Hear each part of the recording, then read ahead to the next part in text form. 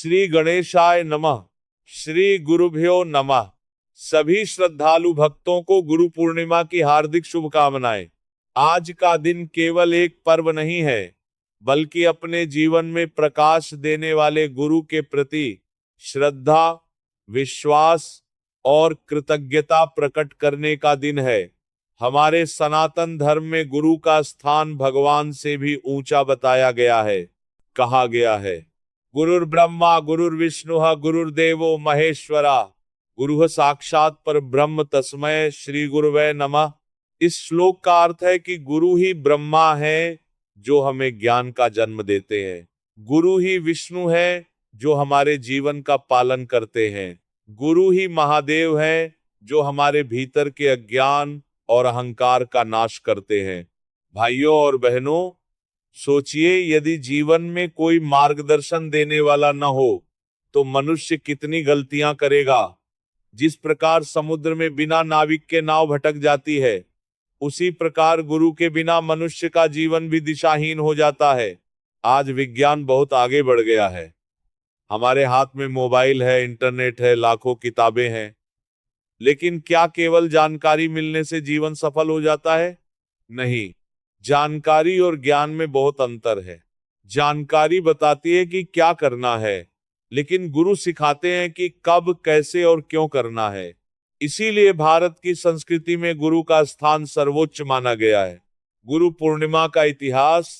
आषाढ़ मास की पूर्णिमा को महर्षि वेदव्यास जी का जन्म हुआ था। उन्होंने वेदों को 4 भागों में विभाजित किया, महाभारत की रचना की, 18 पुराणों का ज्ञान दिया और आने वाली पीढ़ियों के लिए धर्म का मार्ग प्रशस्त किया। इसी कारण इस दिन को व्यास पूर्णिमा भी कहा जाता है। जब भी हम गुरु पूर्णिमा मनाते हैं, तब हम केवल अपने व्यक्तिगत गुरु को ही नहीं, बल्कि समस्त गुरु परंपरा को प्रणाम करते हैं। गुरु कौन है? गुरु वह नहीं जो केवल पढ़ा दे। गुरु वह है जो गिरते हुए को संभाल ले। गुरु वह है जो अंधकार में प्रकाश दिखा दे। गुरु वह है जो निराश व्यक्ति के मन में आशा जगा दे। गुरु वह है जो मनुष्य को मनुष्य बनाना सिखा दे। यही कारण है कि हमारे ऋषि मुनियों ने गुरु को भगवान का स्वरूप माना है।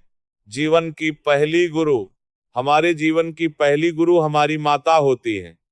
माँ हमें बोलना, चलना, संस्कार और प्रेम सिखाती है। दूसरे गुरु हमारे पिता होते हैं, जो हमें जीवन की जिम्मेदारियां निभाना सिखाते हैं। इसके बाद शिक्षक, आचार्य और आध्यात्मिक गुरु हमें ज्ञान और जीवन का सही मार्ग दिखाते हैं।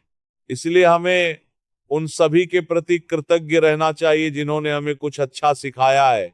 गुरु और शिष्य का संबंध। गुरु और शिष्य का संबंध केवल शिक्षा का नहीं, बल्कि विश्वास का होता है।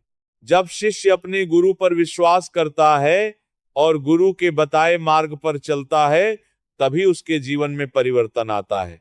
सच्चा शिष्य वही है जो केवल गुरु की बातें सुनता नहीं, बल्कि उन्हें अपने जीवन में उतारता भी है। प्रिय भक्तों, आइए आज इस पावन अवसर पर संकल्प लें कि हम अपने गुरुजनों का सम्मान करेंगे, अपने माता पिता की सेवा करेंगे और सत्य, प्रेम तथा ईमानदारी के मार्ग पर चलेंगे। जय गुरुदेव।